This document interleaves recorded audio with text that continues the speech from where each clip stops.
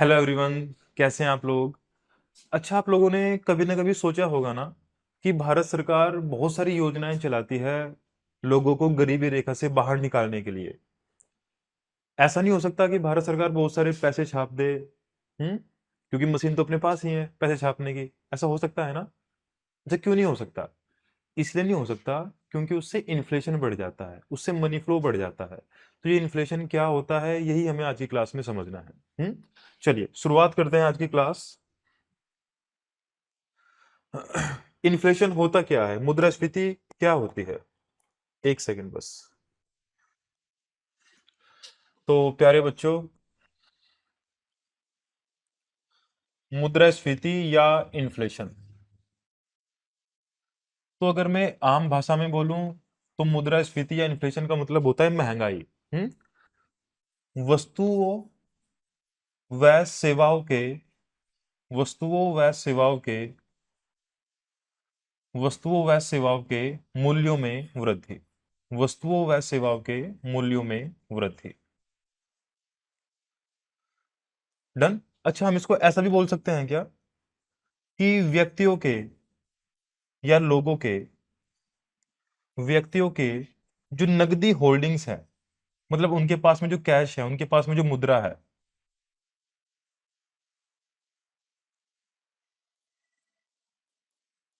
के मूल्यों में कमी। देखो, ये वाला पॉइंट आपको समझना है। देखो, ऐसा बिल्कुल हो सकता है ना कि मुद्रास्फीति को सामान्य भाषा में हम क्या बोलते हैं, वस्तुओं व सेवाओं के मूल्यों में वृद्धि। मैंने यहाँ पर एक पॉइंट और लिखा कि व्यक्तियों के नकदी होल्डिंग्स के मूल्यों में कमी। नकदी होल्डिंग्स मतलब उनके पास में जो कैश है, जो मुद्रा है, जो रुपया है, उसकी जो परचेसिंग पावर है, उसके जो खरीदने की क्षमता है, वो कम हो जाती है। कैसे, ये वाला पॉइंट आपको समझना है। जैसे एग्जांपल के लिए, माना कि चीनी का जो भाव है वो 30 रुपए पर केजी है। हम्म एग्जाम्पल के लिए कि इन्फ्लेशन हुआ, महंगाई बढ़ी और चीनी का जो प्राइस हो गया वो 60 रुपए पर केजी हो गया। हालांकि एकदम से इतना प्राइस नहीं बढ़ता, लेकिन सिर्फ समझाने के लिए। तो यहां पर आपको एक बात समझनी है कि इस कंडीशन में, मैंने कहा कि ये कंडीशन एक है और ये कंडीशन दो है। मैंने कहा कि जो पहली कंडीशन है, पहली कंडीशन में 30 रुपए में 1 किलो चीनी आ रही थी। अब इस कंडीशन में 30 रुपए में कितनी चीनी आएगी? आधा किलो। तो प्यारे बच्चों, हम यहां से समझ सकते हैं ना कि जैसे जैसे इन्फ्लेशन बढ़ता है, हमारी जो मुद्रा है उसके जो परचेसिंग पावर है, वो कम हो जाती है। डन। तो ये हो गई इसकी सामान्य परिभाषा। अब मेन पॉइंट ये है कि भाई इन्फ्लेशन होता क्यों है। इन्फ्लेशन होता क्यों है? अब इन्फ्लेशन होता क्यों है, उससे पहले जो हमने अभी डिस्कस किया, एक विशेष अर्थव्यवस्था के भीतर वस्तुओं और सेवाओं की कीमतों में वृद्धि को हम क्या बोलते हैं? इन्फ्लेशन बोलते हैं, मुद्रास्फीति बोलते हैं। जिसमें उपभोक्ताओं की जो क्रय शक्ति है वो कम हो जाती है और नकदी होल्डिंग्स का मूल्य कम हो जाता है। अच्छा, ऐसा भी नहीं है ना कि मानो कि बहुत सारी वस्तुएं और सेवाएं हैं लेकिन कुछ वस्तुओं का प्राइस बढ़ा है या एक दो वस्तुओं का प्राइस बढ़ा है, तो क्या हम उसको मुद्रास्फीति मानेंगे? नहीं। गवर्नमेंट ने क्या किया है, गवर्नमेंट ने बहुत सारे आइटम्स की एक टोकरी बनाई है, एक बास्केट बनाई है। गवर्नमेंट कहती है कि अगर इन सभी वस्तुओं या सेवाओं के मूल्यों का प्राइस बढ़ता है तो इन्फ्लेशन है। डन प्यारे बच्चों। ऐसा तो किसी न किसी वस्तु का प्राइस बढ़ ही जाता है, तो उसको इन्फ्लेशन थोड़ा ही बोलेंगे। तो सेकंड जो पॉइंट है वो यही लिखा हुआ है। मुद्रास्फीति समय के साथ वस्तुओं और सेवाओं की एक टोकरी में औसत मूल्य परिवर्तन को मापती है। वस्तुओं की इस टोकरी के मूल्य सूचकांक में विपरीत और दुर्लभ गिरावट को अपस्फीति बोलते हैं। अपस्फीति का मतलब है मुद्रास्फीति का उल्टा। इस पर हम डिस्कस करेंगे नेक्स्ट क्लास में। अभी हमें टारगेट करना है सिर्फ मुद्रास्फीति पर। और भारत में मुद्रास्फीति को मापने के लिए जो नेडल एजेंसी है उसका नाम है MOSPI, ministry of statics and programme implementation, सांख्यिकी और कार्यक्रम क्रियान्वयन मंत्रालय। डन प्यारे बच्चों। अच्छा, मेन पॉइंट ये है कि भाई इन्फ्लेशन बढ़ क्यों रहा है, वस्तुओं और सेवाओं की कीमतों में वृद्धि हो क्यों रही है। हम्म और गवर्नमेंट बहुत सारे पैसे क्यों नहीं छाप सकती, उसका क्या कारण है? तो उसके लिए देखो, अगर मैं यहां पर लिखूं कि मुद्रास्फीति के कारण क्या है, तो आपको एक बात ध्यान रखनी है कि इसको हम दो पार्ट में डिवाइड करते हैं। एक होती है मांग जनित मुद्रास्फीति। मांग जनित मुद्रास्फीति, मांग जनित मुद्रास्फीति, डिमांड पुल इन्फ्लेशन।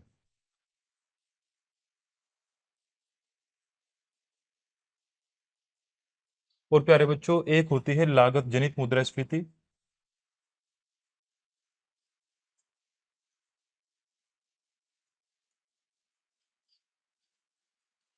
Cost push inflation.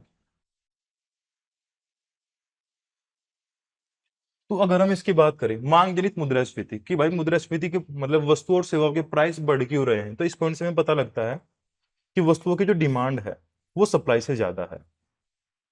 देखो, इस पॉइंट को समझने के लिए हम एक एग्जांपल लेते हैं। जैसे माने कि ये एक पर्सन है ए और ये एक पर्सन है बी। अब ए और बी जो है वो किसी एक शॉप पर जाते हैं, एक दुकान पर जाते हैं, ये कोई दुकान। अब ए को चॉकलेट खरीदनी है, ये चॉकलेट खरीदने के लिए इस दुकान पर गया, दुकान का नाम है एक्स। एक्स दुकान पर गया। अब इसको एक चॉकलेट खरीदनी है, चॉकलेट का प्राइस है 10 रुपए। अब ये उस चॉकलेट को खरीद ही रहा था 10 रुपए में, तभी ये पर्सन भी वहां पर पहुंच गया, इसको भी चॉकलेट ही खरीदनी है। डन प्यारे बच्चों। लेकिन इत्तेफाक से उस दिन दुकानदार के पास में एक ही चॉकलेट है। अब जैसे दुकानदार 10 रुपए में इस चॉकलेट को ए को देने वाला था, तभी बी ने कहा कि मैं आपको इस चॉकलेट के 15 रुपए दे सकता हूं। तो दुकानदार उस चॉकलेट को किसको देगा, ए को देगा या बी को देगा? निश्चित रूप से बी को देगा। अब जो चॉकलेट 10 रुपए की थी वो कितने की हो गई? वो 15 रुपए की हो गई। हम्म।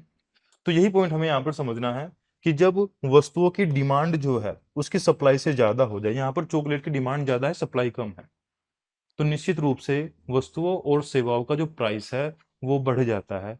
यही कहता है मांग जनित मुद्रास्फीति। डन प्यारे बच्चों। अब सेकंड पॉइंट ये है कि इसके कोर में क्या है। जैसे मैंने कहा मांग जनित मुद्रास्फीति की भाई डिमांड बढ़ रही है, सप्लाई कम है, कि भाई डिमांड बढ़ क्यों रही है, तो उसके लिए आपको एक पॉइंट हमेशा याद रखना है। अगर वो आपके याद रहा तो इसमें आपको कभी दिक्कत नहीं होगी।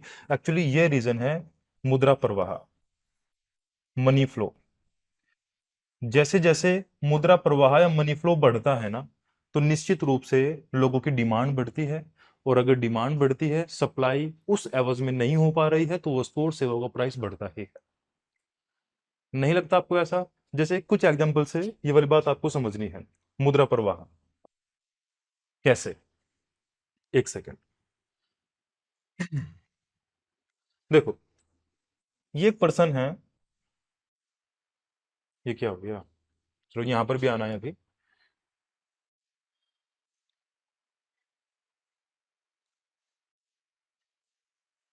ये एक पर्सन है जिनका नाम ए है, ये दूसरे ए है। और ये जो पर्सन ए है ये सब्जी बेचते हैं, इनका काम है सब्जी बेचना।